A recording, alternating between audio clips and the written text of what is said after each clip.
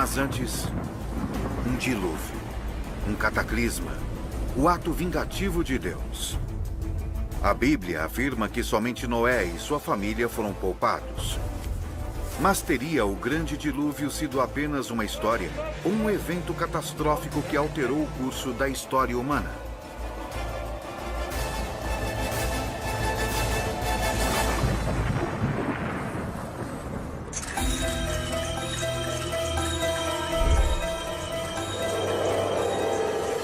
Enigmas da História. O Grande Dilúvio. Peter Gandy escreveu vários livros controversos sobre as origens do cristianismo. Agora, ele está reexaminando um dos acontecimentos mais terríveis descritos no Velho Testamento.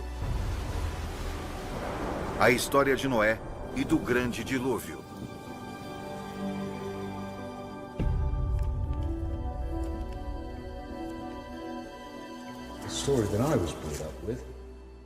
A história que eu cresci ouvindo estava na Bíblia.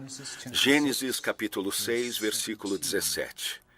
Porque eis que trago um dilúvio de águas sobre a terra para desfazer toda a carne. E no Alcorão, e quando Noé antes gritou, nós o respondemos e o salvamos, ele e sua família, do terrível acontecimento.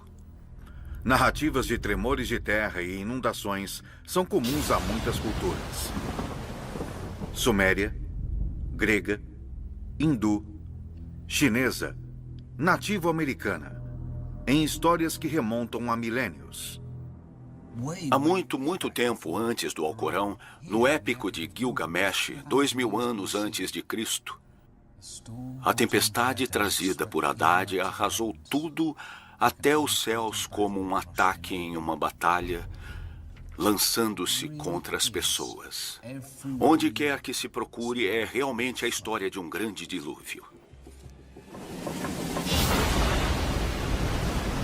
Alguns cientistas, de formas controversas, insistem que uma mega inundação atingiu a Europa Oriental vários milhares de anos atrás. Ela é até mesmo conhecida como o Dilúvio de Noé. E acredita-se que ela tenha atingido as terras ao redor do Mar Negro. Peter Gandy voa para a capital búlgara, Sófia.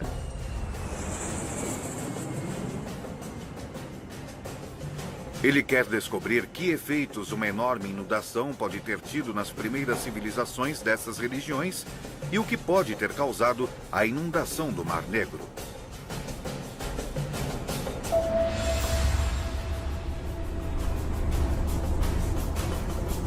Erguendo-se fora da cidade está o Monte Vitocha, um pico vulcânico perfurado com cavernas.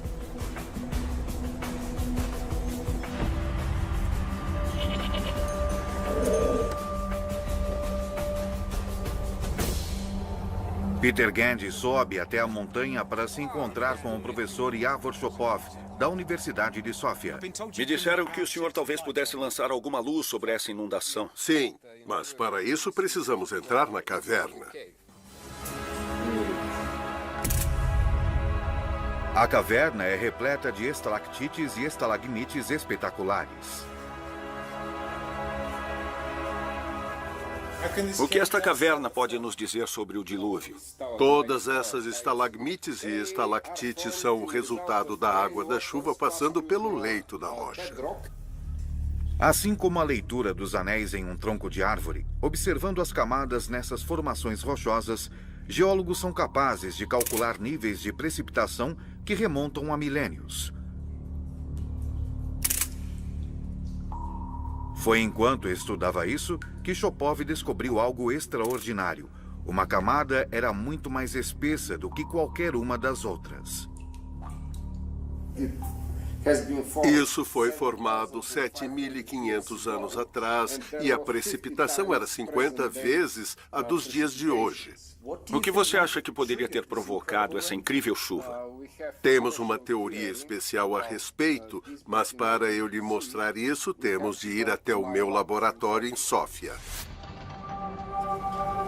Na Universidade de Sófia, o Dr. Shopov preparou uma seção transversal de uma pedra do piso da caverna. Aqui está uma das amostras que tiramos da caverna. Em uma dessas faixas em especial, descobriu-se uma época em que houve um enorme aumento na precipitação. Você tem alguma ideia do que poderia ter causado uma quantidade de chuvas tão grande quanto essa? Sim. Se um grande asteroide tivesse caído diretamente sobre a superfície do Sol... Shopov argumenta que o enorme aumento de precipitação foi provocado por um enorme asteroide ou cometa ao colidir com o Sol. Essa colisão resultou em um aumento rápido e maciço de radiação solar. A NASA captou imagens de eventos assim a partir do Observatório de Dinâmica Solar, mostrando cometas mergulhando no Sol e causando enormes erupções solares.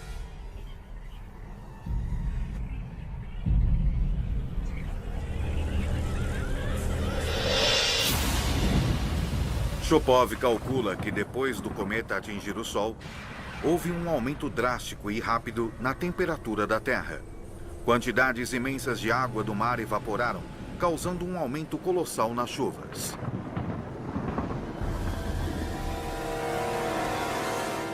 Esse é o tipo de evento que é descrito em fontes históricas. É uma teoria realmente incrível. Sim. Mas de que tamanho você acha que um asteroide precisaria ter para provocar esse efeito? Entre 2 e 3 quilômetros de raio, portanto, realmente muito grande. Não há muitos asteroides tão grandes assim. Felizmente, esse tipo de evento acontece muito raramente.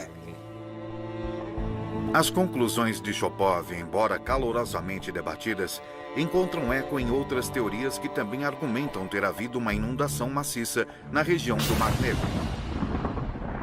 Elas sugerem enormes quantidades de gelo derretido no final da última era glacial.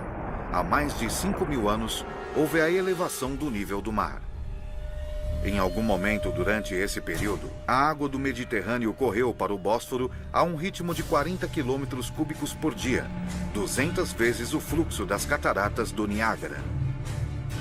Essa inundação transformou um enorme lago interior no Mar Negro e expandiu significativamente a linha costeira.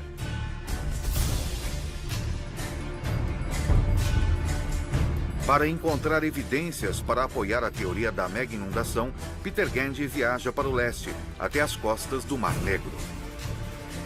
Ele vai até um instituto búlgaro de oceanologia para se encontrar com o arqueólogo subaquático, o professor Petko Dimitrov. Professor Dimitrov, prazer em conhecê-lo. Professor, que evidência o senhor tem de que o Mar Negro tenha sido originalmente um lago de água doce? As primeiras evidências para a inundação do Mar Negro são as antigas linhas de costa encontradas na bacia do Mar Negro. Esta antiga linha de costa encontra-se a cerca de 90 a 120 metros de profundidade. Então, na parte inferior do Mar Negro está a linha de costa original do Lago de Água Doce. Sim. Analisando amostras do núcleo, retiradas das profundezas do leito do mar, Dimitrov também descobriu antigos restos de conchas e plânctons que só poderiam ter vivido em água doce. Dimitrov está convencido de que a inundação atingiu, engolfou e varreu completamente assentamentos neolíticos nas margens do lago.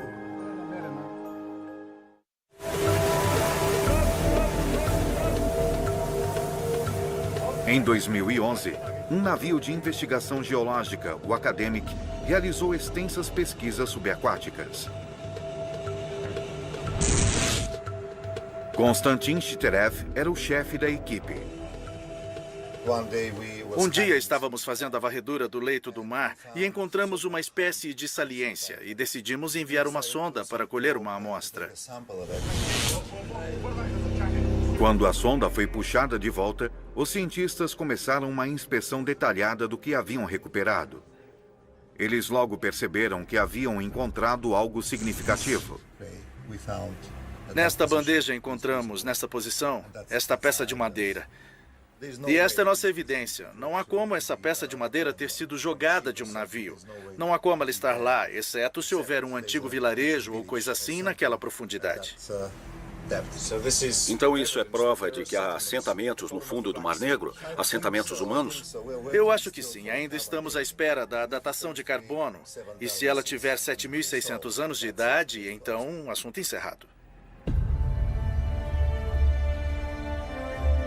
Mas, por enquanto, este caso está longe de ser encerrado. Geólogos do Instituto Oceanográfico norte-americano de Woods Hole também retiraram amostras do núcleo. Eles concordam que a região do Mar Negro passou por uma enchente maciça. Mas eles calculam que os níveis subiram 10 metros, ao passo que o número dos búlgaros é 60, resultando em uma superfície muito menor de terras inundadas. Seus resultados também desafiam a datação da pedra búlgara do solo da caverna. Os americanos calculam que a inundação ocorreu há 9.000 anos e meio, 2.500 anos antes da data em que Shopov afirma terem ocorrido inundações e chuvas torrenciais.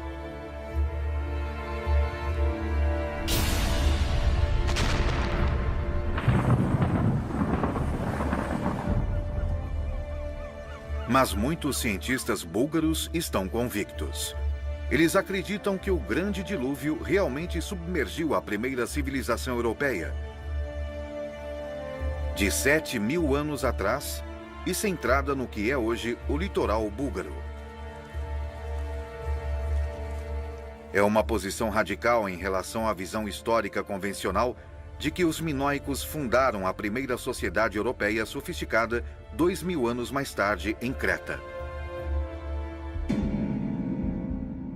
Peter Gandy está empenhado em encontrar vestígios dessa primitiva civilização.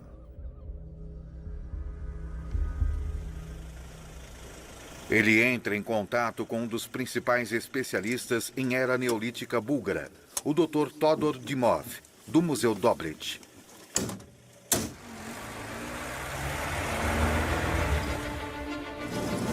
Gandy e Dimov partem para a remota faixa norte-oriental da costa do Mar Negro búlgaro.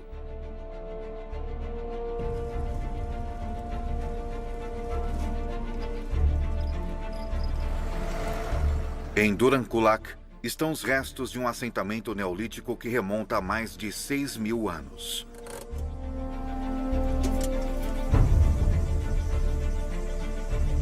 Essa foi uma comunidade sofisticada.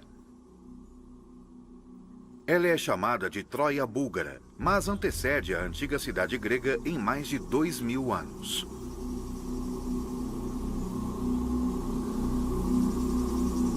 Até agora, 17 habitações foram escavadas.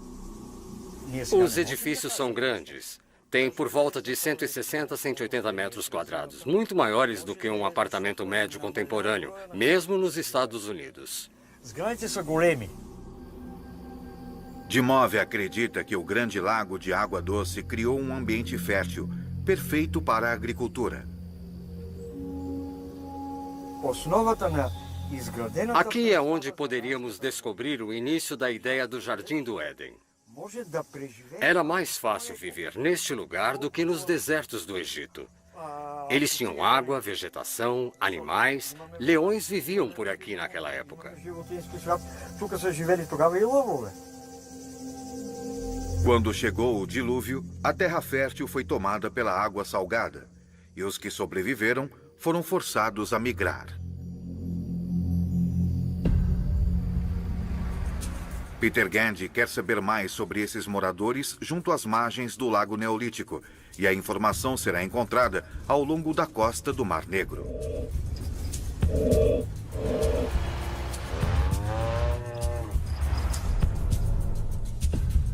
Em 1972, um sítio com quase 300 sepulturas foi encontrado nas cercanias do porto de Varna. Sua datação indicou que eles têm mais de 6.000 anos.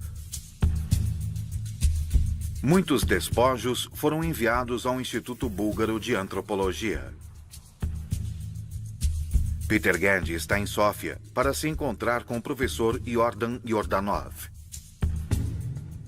O senhor tem alguma ideia de como eram essas pessoas? Para saber como eram essas pessoas há 7.000 anos, precisamos realizar uma reconstrução facial antropológica. Esse é o crânio mais bem preservado da necrópole de Varna.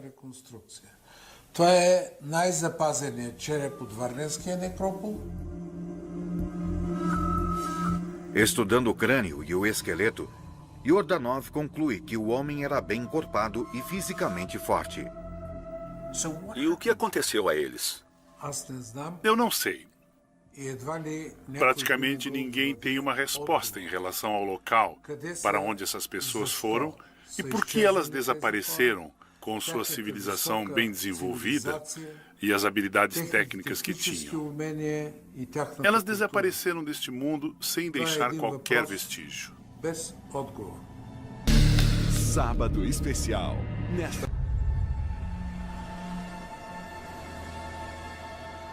Muitas das sepulturas de Varna continham numerosos artefatos altamente sofisticados, feitos de ouro, cobre, cerâmica, pedra e conchas. Os tesouros da necrópole são mantidos no Museu Arqueológico de Varna. O guia de Gandy por este percurso espetacular é Hristo Smolenov.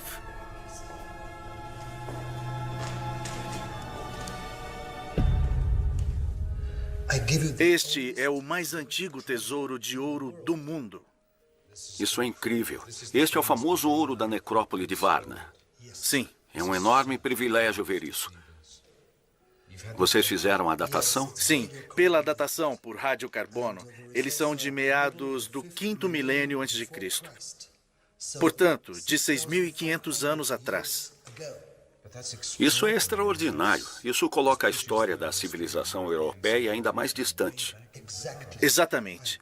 Estou certo de que este ouro pertence à primeira civilização europeia. Só de olhar parece possível ver que se trata de alguma coisa incrivelmente sofisticada. Sim. A tecnologia e o design parecem notáveis para uma coisa dessa época. E também representam a mais antiga das ciências. Ciências? Eu vejo objetos de ouro, não vejo um sistema matemático. Quando você começa a medir esses objetos de ouro, você vê as dimensões de uma geometria muito interessante. Os comprimentos dessas duas estatuetas de ouro são de 5 para 3. Os desenhos não são apenas decorativos. Smolenov acredita que os artefatos foram criados usando geometria avançada. As alturas das duas estatuetas de touro também são proporcionais. 22 por 14, ou seja, na verdade, π sobre 2. Smolenov está convencido de que a proporção e as dimensões da joia são a prova mais convincente de que as pessoas que viviam em torno do Mar Negro antes do dilúvio eram de fato a mais antiga civilização europeia. Sabemos o que aconteceu com essas pessoas? Para onde elas foram? Embora tenha sido fortemente atingida pelas águas da inundação, esta civilização sobreviveu parcialmente a elas. E, obviamente, depois de se recuperarem, as pessoas migraram para outras terras com condições mais favoráveis e levaram com elas seus conhecimentos. De alguma forma, daí surgiram muitas outras culturas que floresceram mais tarde. Exato. Portanto, daquele desastre, esta é uma parte essencial da história da humanidade. Sim.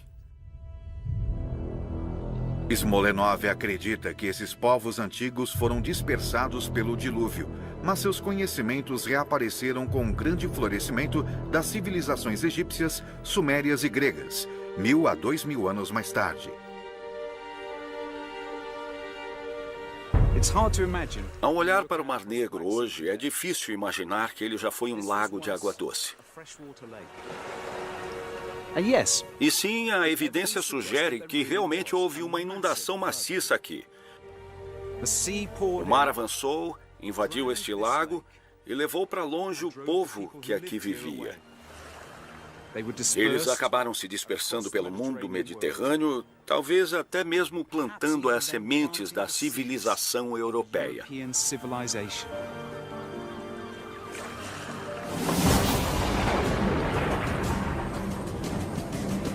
Há discordâncias quanto à inundação que aconteceu aqui há mais de 9.000 anos ter sido tão cataclísmica quanto alguns sugerem.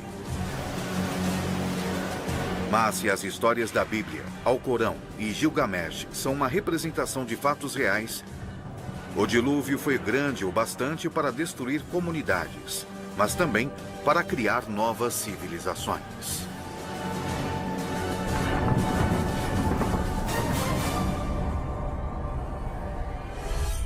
Enigmas da história.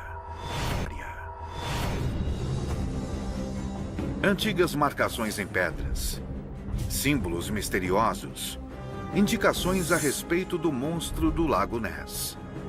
Um código que pode vir a revelar os segredos de um povo antigo.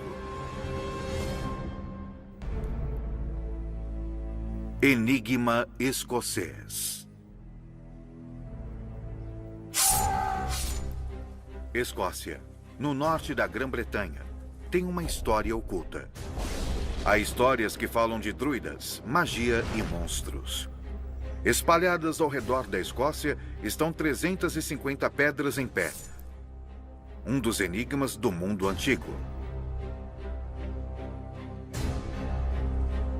Há cerca de 1.500 anos, símbolos e marcas foram esculpidos nessas pedras por um povo conhecido como os Pictos.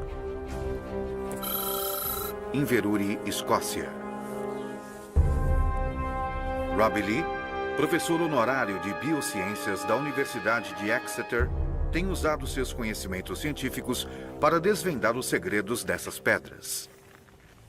Extraordinário. Muito estranho mesmo. Esta é a Pedra de Brandsbury, mas eu não acho que essas belas esculturas sejam obras de arte.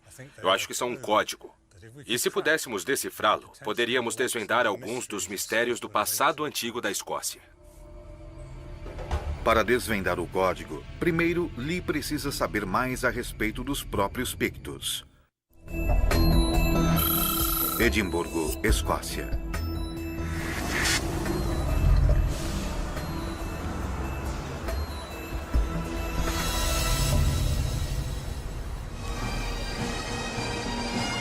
A Escócia é hoje conhecida como a terra de coração valente, do tártaro, das gaitas de fole e do whisky.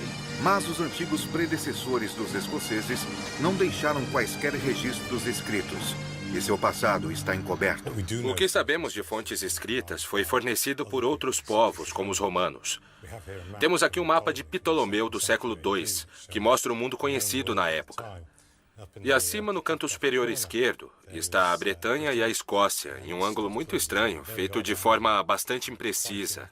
Águas quase não registradas, poder-se-ia dizer. O mapa de Ptolomeu foi feito em torno do ano de 150, no auge do Império Romano, que controlava cerca de 5 milhões de quilômetros quadrados da superfície terrestre. Mas esse posto distante permaneceu inexplorado, não conquistado e temido.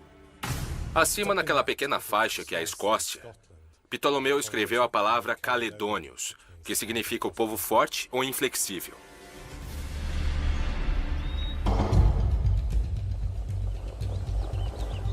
Lee começa a examinar ainda mais os símbolos esculpidos nas mais ou menos 350 pedras escocesas.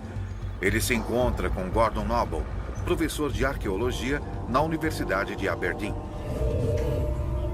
Aqui é Chet, em Aberdeenshire, local de Teppel Knot, um dos maiores fortes de colina da Idade do Ferro que restaram na Escócia.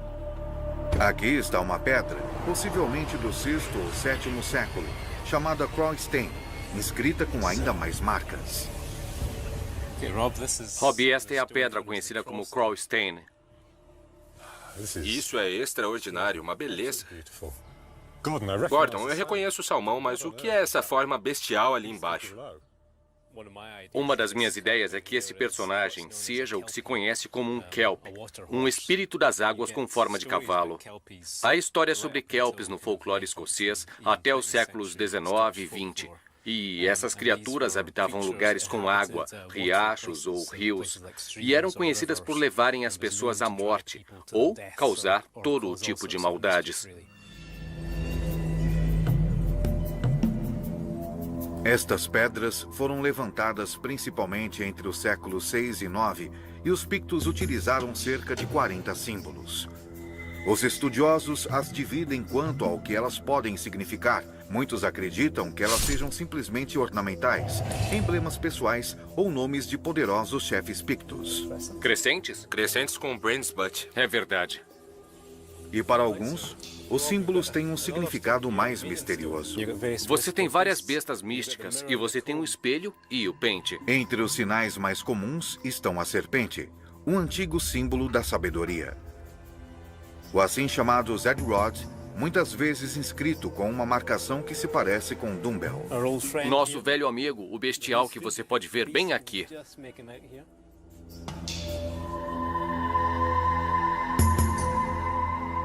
Este é o terceiro que vimos hoje nesta área? Absolutamente incrível. Há sem dúvida algum tipo de padrão aqui. Isso deve ser significativo. Sim. Lee tem acumulado uma grande quantidade de material e provas a respeito das bestas dos Pictos e outros símbolos peculiares. Ele acredita que há neles um significado oculto que outros estudiosos deixaram passar. Os símbolos são tão lindamente esculpidos por toda a Escócia. Esta é a pedra Newton House, absolutamente fantástica. Mas ela não me parece apenas arte. Eles investiram muito tempo e esforço nisso, o colocaram em pedras em pé, em pedras como a Maiden Stone. Isso deveria ter um significado muito grande para eles. O que isso realmente significou para os Pictos acabou perdido nos séculos. Mas acho que a ciência moderna pode ser capaz de lançar talvez um pouquinho de luz sobre o mistério do que os símbolos na verdade representam. 500 quilômetros ao sul, atravessando a fronteira na Inglaterra, na Universidade de Lancaster, há alguém que pode ajudar. Lancaster, Inglaterra. O estatístico Dr. Phil Jonathan usa tecnologia de ponta de computador para tentar encontrar conexões entre os símbolos. Eu acredito que eu esteja começando a ver alguns padrões nos símbolos. Por exemplo, se verificarmos a Brand's Butt e a Newton House, ambas têm dois símbolos. E em cada caso, o símbolo inferior é essa bela serpente com um Zed-Rod. E eu fico imaginando se existe alguma maneira de podermos analisar esses padrões. Certamente. Acho que isso é muito interessante. Tudo o que temos que fazer é tentar mostrar se essas pedras contêm informações. Podemos fazer isso verificando a taxa de ocorrência dos diferentes símbolos e o quanto o arranjo do símbolo sobre a pedra não é aleatório. O Dr. Jonathan tem um programa capaz de analisar todos os dados de Lee. Enquanto o computador procura por padrões recorrentes entre as pedras, Lee sai para investigar a criatura no símbolo singular dos Pictos, que ele acredita que possa ser um Kelp, ou um cavalo da água. Ele vai para o norte, para as Highlands, as terras altas escocesas, local de um dos mais famosos monstros míticos do mundo, para Loch Ness.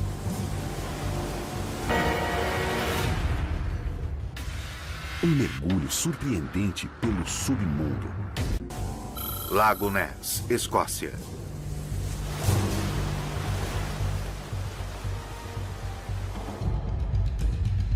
O pesquisador Adrian Chine tem examinado cuidadosamente esse lago há 30 anos, usando o sonar para explorar suas profundezas. Você já viu alguma coisa misteriosa ou semelhante a um monstro? Semelhante a monstros, certamente. Parte do meu trabalho é descobrir o que as pessoas estão vendo, porque elas têm visto e insistido que estão vendo animais de grande porte nos últimos 80 anos. Tudo bem. Alguns acreditam que o monstro do Lago Ness era um Kelp. Poderiam as imagens na pedra ser representações da mesma coisa? Isso é certamente um cavalo d'água, se é que alguma vez ele existiu. Na verdade, são o casco e a cauda. E a cauda de peixe? O primeiro relato escrito de Nessie remonta aos tempos dos Pictos. Isso é algumas vezes chamado de peixe-monstro. Tal relato está na biografia de Columba, no século VII, um santo irlandês que acredita-se tenha levado o cristianismo à Escócia no século VI. Columba viajou para visitar o rei Brut, o monarca Pictus, em Inverness. Ele chega a Loch Ness e vê que algo terrível está acontecendo. Em algum lugar perto do rio Ness, ele encontra um grupo de homens enterrando um de seus amigos que havia sido selvagemente mordido por um monstro d'água.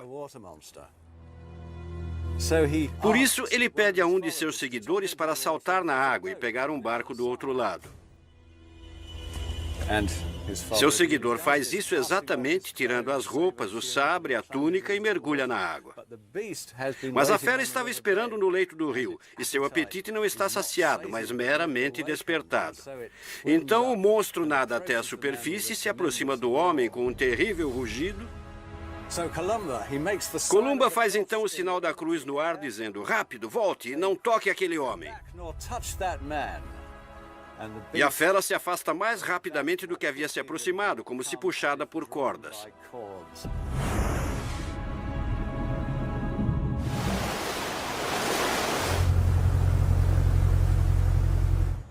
De volta à praia e em segurança, Lee se pergunta como essa lenda cristã se encaixa com o que ele já sabe. Se o cavalo d'água, ou kelp, é verdadeiramente real, está muito claro que as pessoas acreditaram em sua existência durante muito tempo. E talvez a fera de Picto seja uma representação disso. Eu não sei. Mas ao olhar para essas pedras, eu começo a ter uma ideia diferente do que os símbolos poderiam significar. O Dr. Jonathan telefona com algumas informações emocionantes. Lee volta a Lancaster para saber mais a respeito. Então, Phil, o que temos? Bom, acho que avançamos. O Dr. Jonathan usou um modelo matemático para quantificar padrões quanto à maneira como os símbolos estão dispostos.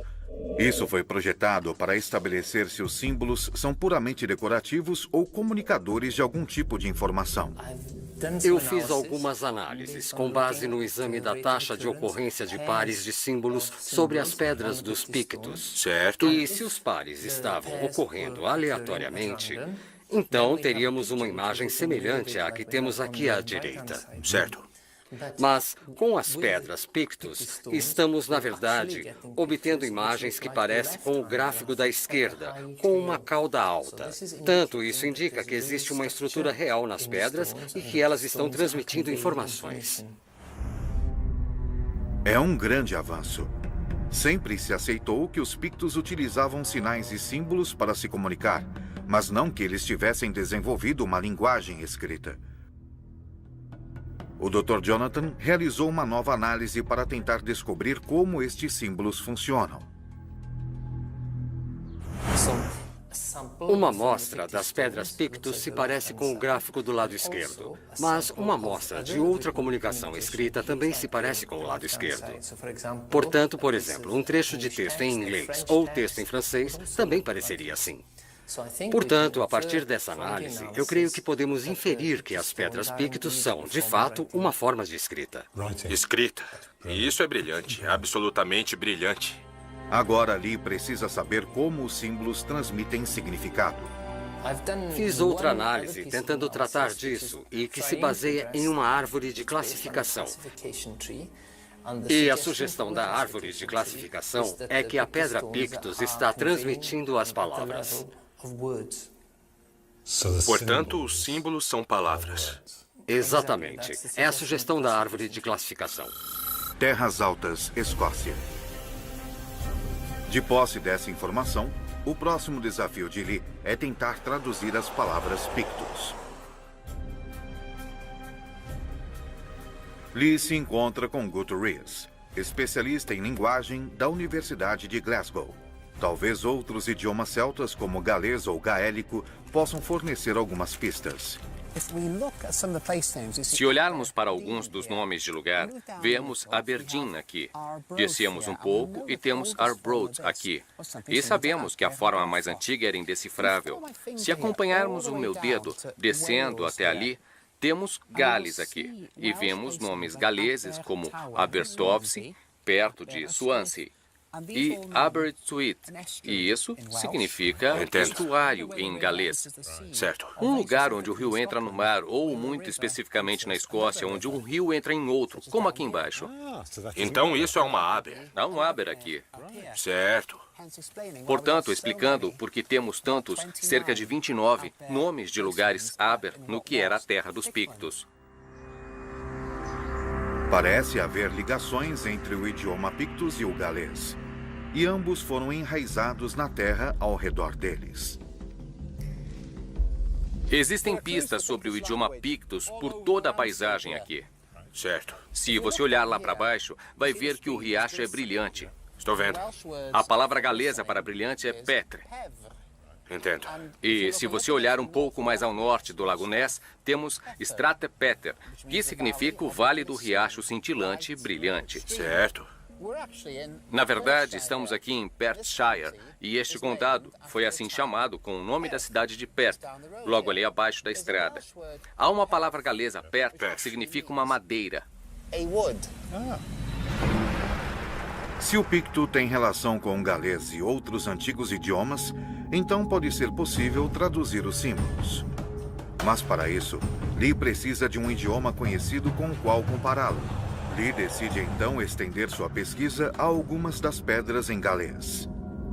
Um antigo idioma chamado Ogan aparece em muitas inscrições galesas. Uma pedra galesa em especial deixa Lee intrigado. Ele tem um palpite, mas precisa confirmá-lo. Esta é uma pedra de Gales, a pedra Langhwarren. E aqui há duas palavras em latim, Dianac e Dovagni, que são nomes. E então isso pode parecer rabiscos e linhas e pontos e traços, mas não são. É o alfabeto Ogan, que saiu da Irlanda, um alfabeto muito antigo. E isto são letras. E o que está escrito aqui, lendo-se para cima, é Dovagni. Sem dúvida, em Gales, eles estavam escrevendo a mesma coisa em dois alfabetos diferentes sobre a mesma pedra. Se tivéssemos um exemplo de uma pedra picto, que também tivesse nela outro tipo de escrita que entendêssemos, isso também poderia nos dar uma maneira de verdadeiramente entender o que as pedras pictos estavam dizendo. Talvez a função das marcações pictos funcionem como hieróglifos egípcios, uma forma de escrita na qual símbolos complexos funcionam como palavras. Hieróglifos foram decifrados usando-se a Pedra da Roseta, uma antiga placa de pedra com a mesma inscrição em 3 línguas diferentes, uma hieróglifos e outra um idioma conhecido do grego antigo.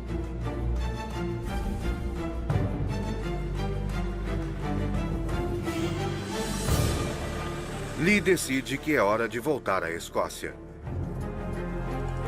Ele vai para Inverurie, em Aberdeenshire, e ao improvável cenário de uma moderna zona residencial.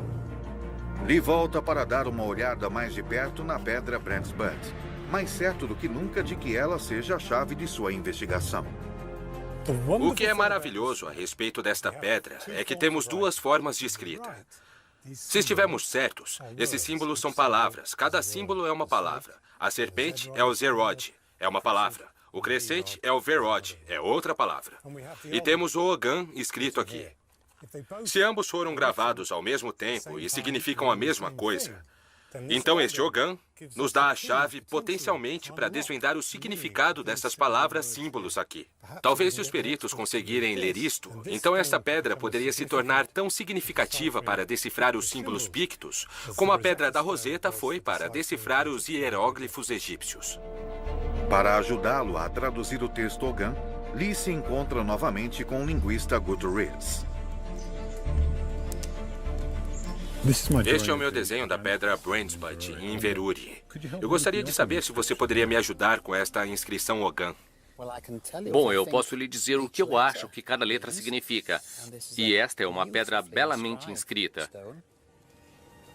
Este seria um E, R, A, T, A, D, D, e assim por diante até o final da inscrição. Certo. E que nós leríamos como Eratawaren.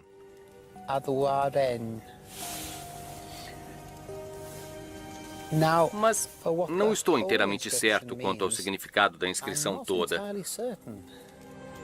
Embora ninguém tenha certeza de seu significado específico, pode ser possível decodificar a palavra Pictus.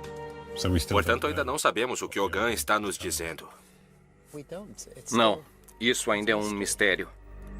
Decifrar a sabedoria antiga contida nas pedras da Escócia irá levar tempo. Até mesmo a pedra da Roseta levou mais de 20 anos para ser decifrada. Talvez Lee possa descobrir quem ergueu as pedras e por quê. As primeiras pedras foram esculpidas e colocadas no lugar durante o século VI, na mesma época que missionários cristãos como São Columba chegaram a Pictland.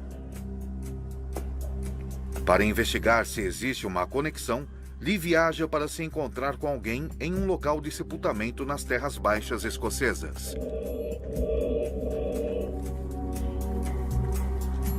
O Dr. David Clark está esperando por ele ali embaixo na própria câmara funerária.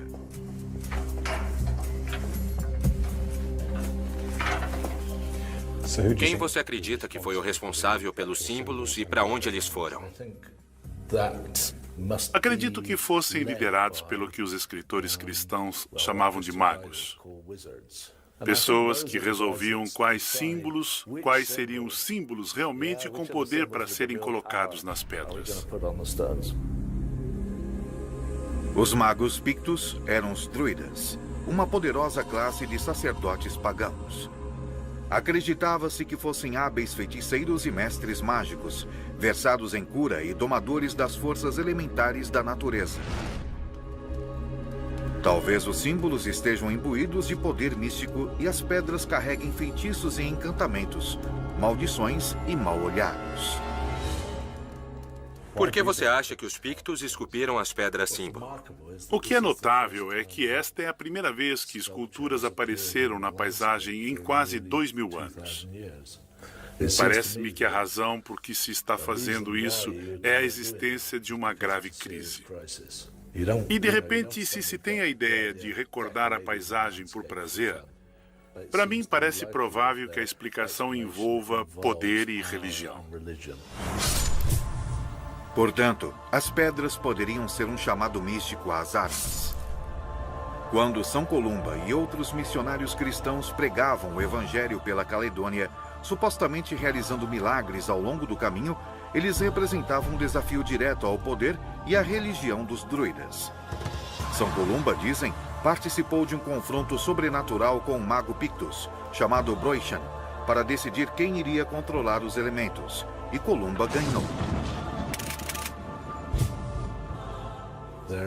Eles estão tentando rejeitar os missionários cristãos vindos do Oeste. Estão tentando erguer essas coisas, dizendo, não queremos o cristianismo aqui. Lee pode ainda não ter decifrado o código das pedras escocesas, mas ele descobriu uma possível explicação para sua finalidade.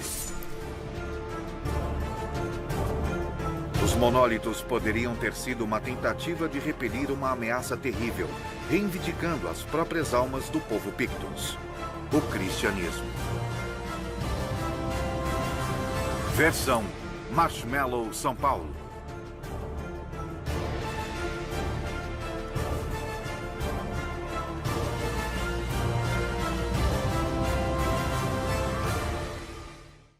Mulheres que... Civilização europeia de 7.000 anos atrás e centrada no que é hoje o litoral búlgaro. É uma posição radical em relação à visão histórica convencional de que os minoicos fundaram a primeira sociedade europeia sofisticada 2.000 anos mais tarde em Creta. Peter Gandy está empenhado em encontrar vestígios dessa primitiva civilização. Ele entra em contato com um dos principais especialistas em era neolítica búlgara, o Dr. Todor Dimov, do Museu Dobrit.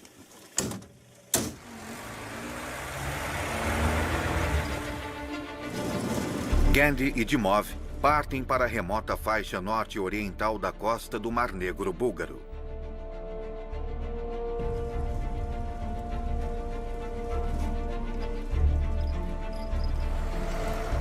Em Durankulak estão os restos de um assentamento neolítico que remonta a mais de 6.000 anos.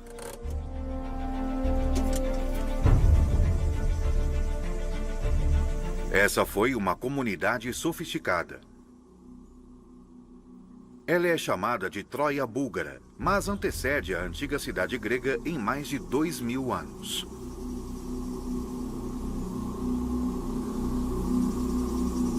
Até agora, 17 habitações foram escavadas. Os edifícios são grandes. Tem por volta de 160 a 180 metros quadrados, muito maiores do que um apartamento médio contemporâneo, mesmo nos Estados Unidos. Dimov acredita que o grande lago de água doce criou um ambiente fértil, perfeito para a agricultura. Aqui é onde poderíamos descobrir o início da ideia do Jardim do Éden. Era mais fácil viver neste lugar do que nos desertos do Egito. Eles tinham água, vegetação, animais. Leões viviam por aqui naquela época. Quando chegou o dilúvio, a terra fértil foi tomada pela água salgada, e os que sobreviveram foram forçados a migrar. Peter Gandhi quer saber mais sobre esses moradores junto às margens do Lago Neolítico, e a informação será encontrada ao longo da costa do Mar Negro.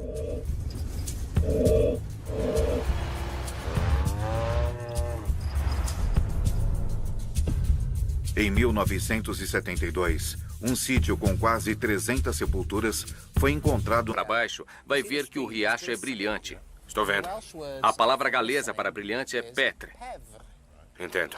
E se você olhar um pouco mais ao norte do Lago Ness, temos Strate Peter, que significa o Vale do Riacho Cintilante e Brilhante. Certo. Na verdade, estamos aqui em Perthshire, e este condado foi assim chamado com o nome da cidade de Perth, logo ali abaixo da estrada. Há uma palavra galesa, Perth, que significa uma madeira. Se o picto tem relação com o galês e outros antigos idiomas, então pode ser possível traduzir os símbolos. Mas para isso, Lee precisa de um idioma conhecido com o qual compará-lo. Lee decide então estender sua pesquisa a algumas das pedras em galês. Um antigo idioma chamado Ogan aparece em muitas inscrições galesas. Uma pedra galesa em especial deixa Lee intrigado. Ele tem um palpite, mas precisa confirmá-lo. Esta é uma pedra de Gales, a pedra Langwarrin. E aqui há duas palavras em latim, Dianac e Dovagni, que são nomes. E então isso pode parecer rabiscos e linhas e pontos e traços, mas não são. É o alfabeto Ogan, que saiu da Irlanda, um alfabeto muito antigo. E isto são letras. E o que está escrito aqui, lendo-se para cima, é Dovagni. Sem dúvida, em Gales, eles estavam escrevendo a mesma coisa em dois alfabetos diferentes sobre a mesma pedra. Se tivéssemos um exemplo de uma pedra picto, que também tivesse nela outro tipo de escrita que entendêssemos, isso também poderia nos dar uma maneira de verdadeiramente entender o que as pedras pictos estavam dizendo. Talvez a função das marcações pictos funcionem como hieróglifos egípcios, uma forma de escrita na qual símbolos complexos funcionam como palavras. Hieróglifos foram decifrados usando-se a Pedra da Roseta, uma antiga placa de pedra com a mesma inscrição em 3 línguas diferentes, uma hieróglifos e outra um idioma conhecido do grego antigo.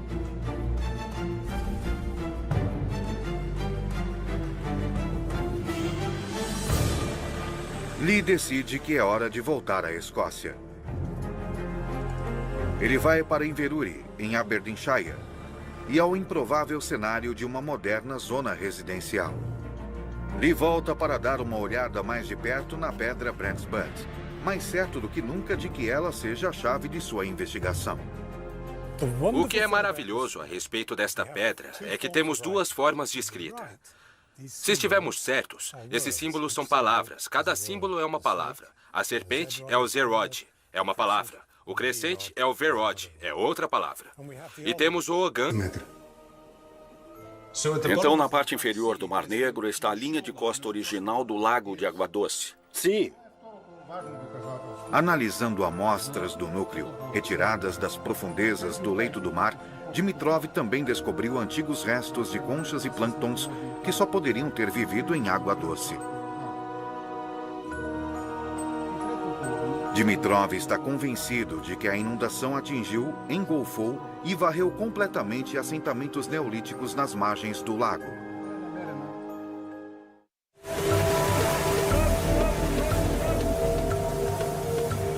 Em 2011, um navio de investigação geológica, o Academic, realizou extensas pesquisas subaquáticas.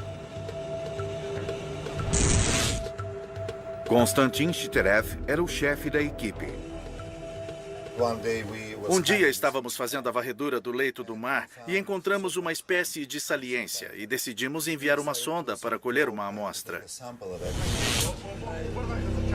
Quando a sonda foi puxada de volta, os cientistas começaram uma inspeção detalhada do que haviam recuperado. Eles logo perceberam que haviam encontrado algo significativo. Nesta bandeja encontramos, nessa posição, esta peça de madeira. E esta é nossa evidência. Não há como essa peça de madeira ter sido jogada de um navio. Não há como ela estar lá, exceto se houver um antigo vilarejo ou coisa assim naquela profundidade. Então isso é prova de que há assentamentos no fundo do Mar Negro? Assentamentos humanos? Eu acho que sim. Ainda estamos à espera da datação de carbono. E se ela tiver 7.600 anos de idade, então assunto encerrado. Mas, por enquanto, este caso está longe de ser encerrado. Geólogos do Instituto Oceanográfico norte-americano de Woods Hole também retiraram amostras do núcleo. Eles concordam que a região do Mar Negro passou por uma enchente maciça. Mas eles calculam que os níveis subiram 10 metros, ao passo que o número dos búlgaros é 60, resultando em uma superfície muito menor de terras inundadas. Seus resultados também desafiam a datação da pedra búlgara do solo da caverna. Os americanos calculam que a inundação ocorreu há 9.000 anos e meio, 2.500 anos antes da data em que Shopov afirma terem ocorrido inundações e chuvas torrenciais.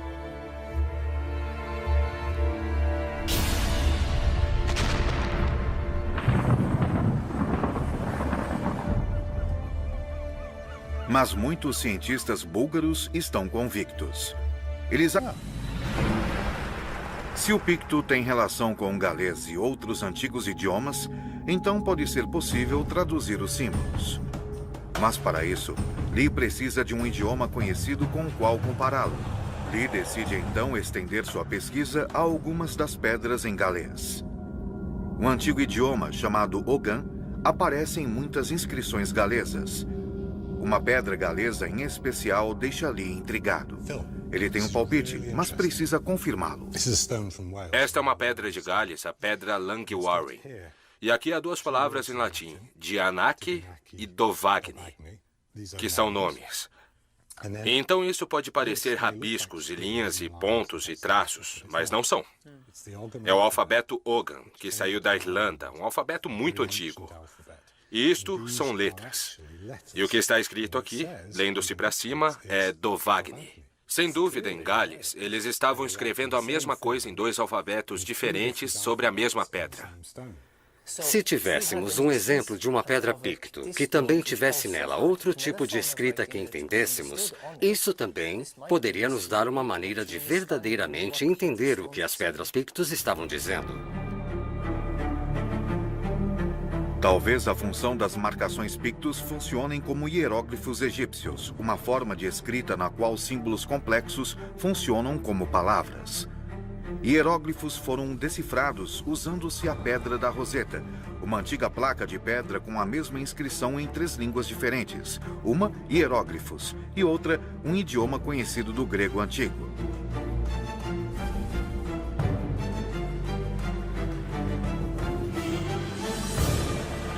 Lee decide que é hora de voltar à Escócia. Ele vai para Inverurie, em Aberdeenshire, e ao improvável cenário de uma moderna zona residencial. Lee volta para dar uma olhada mais de perto na pedra Brent's Butt, mais certo do que nunca de que ela seja a chave de sua investigação. O que é maravilhoso a respeito desta pedra é que temos duas formas de escrita. Se estivermos certos, esses símbolos são palavras. Cada símbolo é uma palavra. A serpente é o Zerod, é uma palavra. O crescente é o Verod, é outra palavra. E temos o Ogan escrito aqui. Se ambos foram gravados ao mesmo tempo e significam a mesma coisa, então este Ogan nos dá a chave potencialmente para desvendar o significado dessas palavras símbolos aqui. Talvez se os peritos conseguirem ler isto, então esta pedra poderia se tornar tão significativa para decifrar os símbolos pictos, como a pedra da Roseta foi para decifrar os hieróglifos egípcios. Para ajudá-lo a traduzir o texto Ogan, Lee se encontra novamente com linguistas. Onde quer que se procure, é realmente a história de um grande dilúvio. Alguns cientistas, de formas controversas, insistem que uma mega inundação atingiu a Europa Oriental vários milhares de anos atrás. Ela é até mesmo conhecida como o Dilúvio de Noé, e acredita-se que ela tenha atingido as terras ao redor do Mar Negro. Peter Gandy voa para a capital búlgara, Sófia.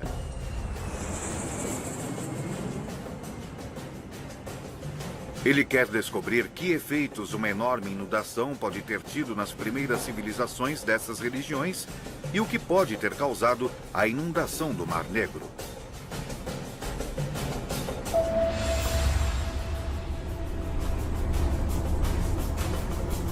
Erguendo-se fora da cidade está o Monte Vitosha, um pico vulcânico perfurado com cavernas.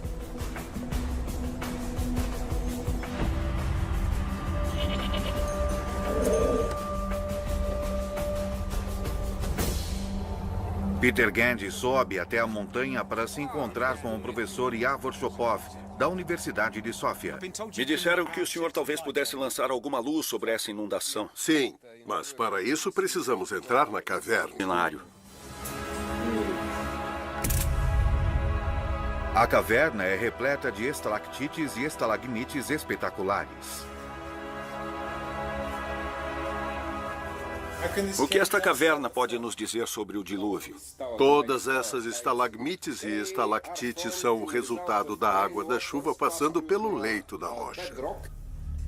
Assim como a leitura dos anéis em um tronco de árvore, observando as camadas nessas formações rochosas, geólogos são capazes de calcular níveis de precipitação que remontam a milênios. História da humanidade. Sim.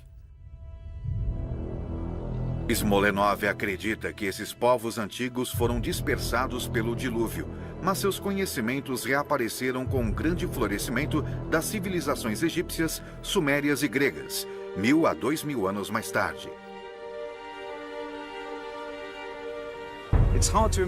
Ao olhar para o Mar Negro hoje, é difícil imaginar que ele já foi um lago de água doce. E sim, a evidência sugere que realmente houve uma inundação maciça aqui. O mar avançou, invadiu este lago e levou para longe o povo que aqui vivia. Eles acabaram se dispersando pelo mundo mediterrâneo, talvez até mesmo plantando as sementes da civilização europeia.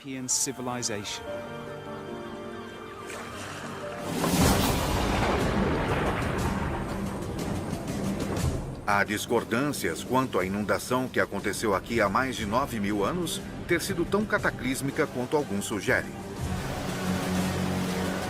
Mas se as histórias da Bíblia, Alcorão e Gilgamesh são uma representação de fatos reais, o dilúvio foi grande o bastante para destruir comunidades, mas também para criar novas civilizações.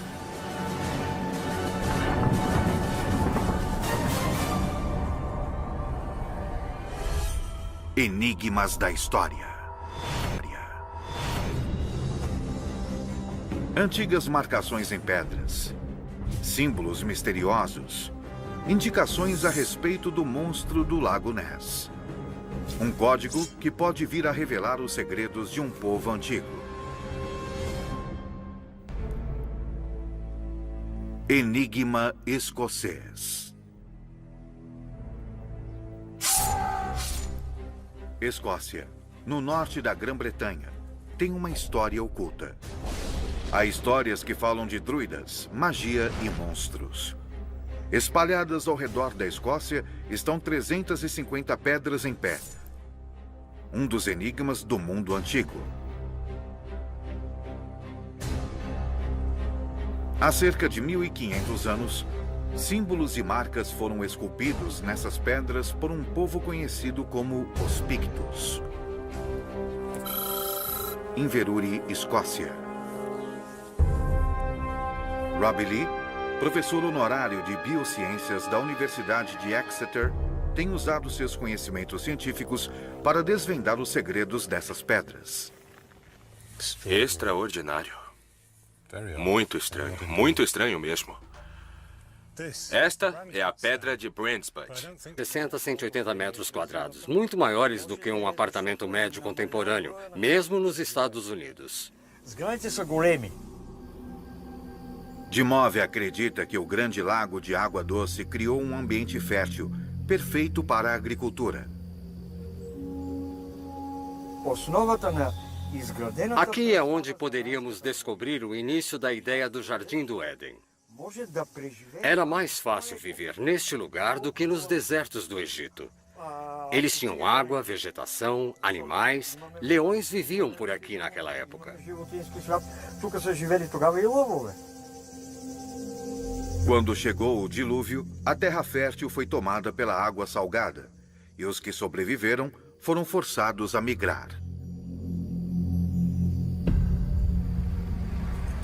Peter Gandy quer saber mais sobre esses moradores junto às margens do Lago Neolítico, e a informação será encontrada ao longo da costa do Mar Negro.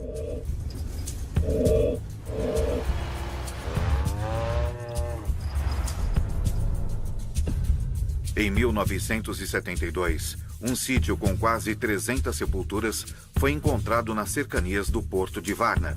Sua datação indicou que eles têm mais de 6.000 anos. Muitos despojos foram enviados ao Instituto Búlgaro de Antropologia.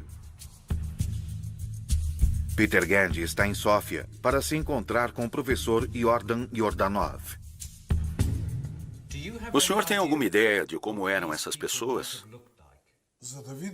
Para saber como eram essas pessoas há 7.000 anos, precisamos realizar uma reconstrução facial antropológica. Esse é o crânio mais bem preservado da necrópole de Varna.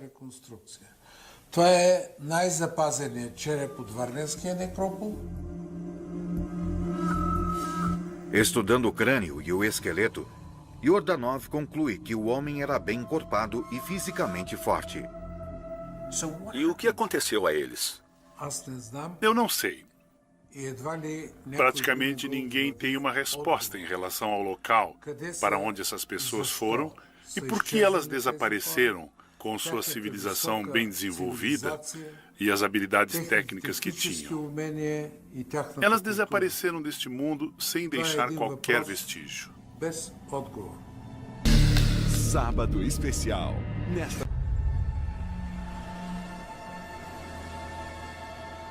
Muitas das sepulturas de Varna continham numerosos artefatos altamente sofisticados, feitos de ouro, cobre, cerâmica, pedra e conchas. Os tesouros da necrópole são mantidos no Monte Vitosha, um pico vulcânico perfurado com cavernas.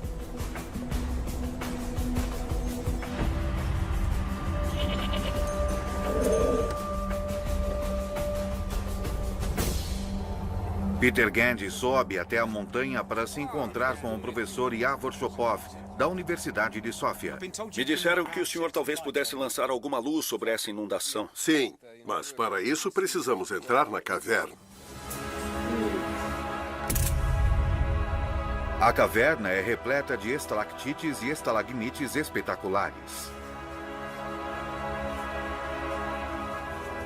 O que esta caverna pode nos dizer sobre o dilúvio? Todas essas estalagmites e estalactites são o resultado da água da chuva passando pelo leito da rocha. Assim como a leitura dos anéis em um tronco de árvore, observando as camadas nessas formações rochosas, geólogos são capazes de calcular níveis de precipitação que remontam a milênios. Foi enquanto estudava isso que Chopov descobriu algo extraordinário. Uma camada era muito mais espessa do que qualquer uma das outras. Isso foi formado 7.500 anos atrás e a precipitação era 50 vezes a dos dias de hoje. O que você acha que poderia ter provocado essa incrível chuva? Temos uma teoria especial a respeito, mas para eu lhe mostrar isso, temos de ir até o meu laboratório em Sófia.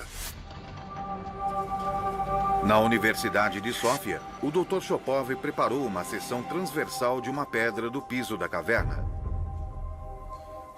Aqui está uma das amostras que tiramos da caverna. Em uma dessas faixas em especial, descobriu-se uma época em que houve um enorme aumento na precipitação. Escócia, no norte da Grã-Bretanha, tem uma história oculta. Há histórias que falam de druidas, magia e monstros. Espalhadas ao redor da Escócia estão 350 pedras em pé. Um dos enigmas do mundo antigo. Há cerca de 1.500 anos, símbolos e marcas foram esculpidos nessas pedras por um povo conhecido como os Pictos. Inverurie, Escócia. Robbie Lee, professor honorário de Biociências da Universidade de Exeter, tem usado seus conhecimentos científicos para desvendar os segredos dessas pedras. Extraordinário. Muito estranho mesmo. Esta é a pedra de Brandsbutt, mas eu não acho que essas belas esculturas sejam obras de arte. Eu acho que são um código. E se pudéssemos decifrá-lo, poderíamos desvendar alguns dos mistérios do passado antigo da Escócia. Para desvendar o código, primeiro Lee precisa saber mais a respeito dos próprios Pictos. Edimburgo, Escócia.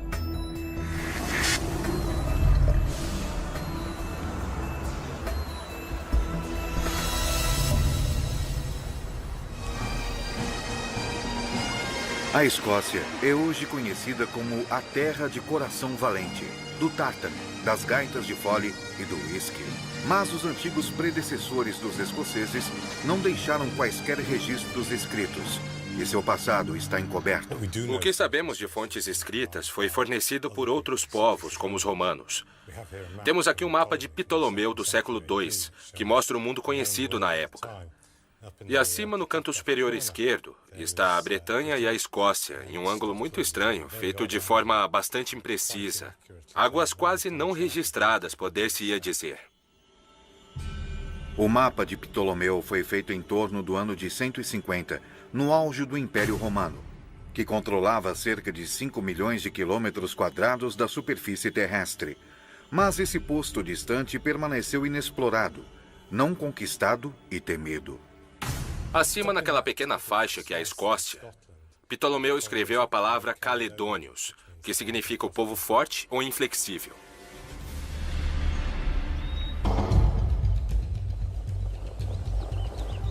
Lee começa a examinar ainda mais os símbolos esculpidos nas mais ou menos 350 pedras escocesas.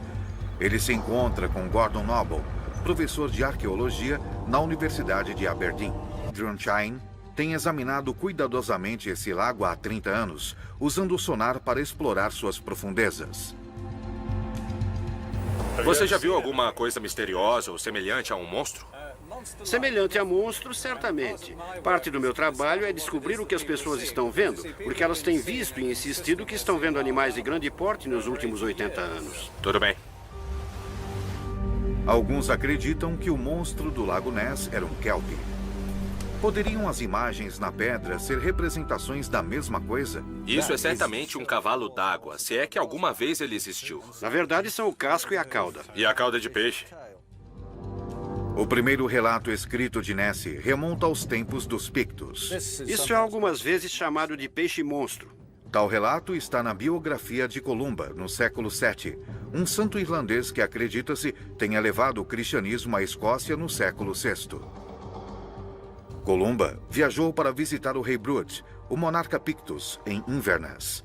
Ele chega a Loch Ness e vê que algo terrível está acontecendo. Em algum lugar perto do rio Ness, ele encontra um grupo de homens enterrando um de seus amigos que havia sido selvagemente mordido por um monstro d'água. Por isso, ele pede a um de seus seguidores para saltar na água e pegar um barco do outro lado. Seu seguidor faz isso exatamente tirando as roupas, o sabre, a túnica e mergulha na água. Mas a fera estava esperando no leito do rio, e seu apetite não está saciado, mas meramente despertado. Então o monstro nada até a superfície e se aproxima do homem com um terrível rugido. Columba faz então o sinal da cruz no ar, dizendo: rápido, volte e não toque aquele homem. E a fera se afasta mais rapidamente do que havia se aproximado, como se puxada por cordas.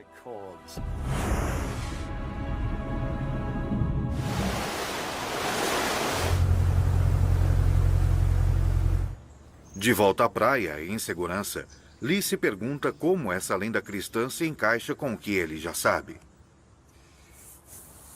Se o cavalo d'água, ou kelp, é verdadeiramente real, está muito claro que as pessoas acreditaram em sua existência durante muito tempo. E talvez a fera de Picto seja uma representação disso. Eu não sei. Mas ao olhar para essas pedras, eu começo a ter uma ideia diferente do que os símbolos poderiam significar. O Dr. Jonathan telefona com algumas informações emocionantes. Lee volta a Lancaster para saber mais a respeito. Então, Phil, o que temos? Bom, acho que avançamos.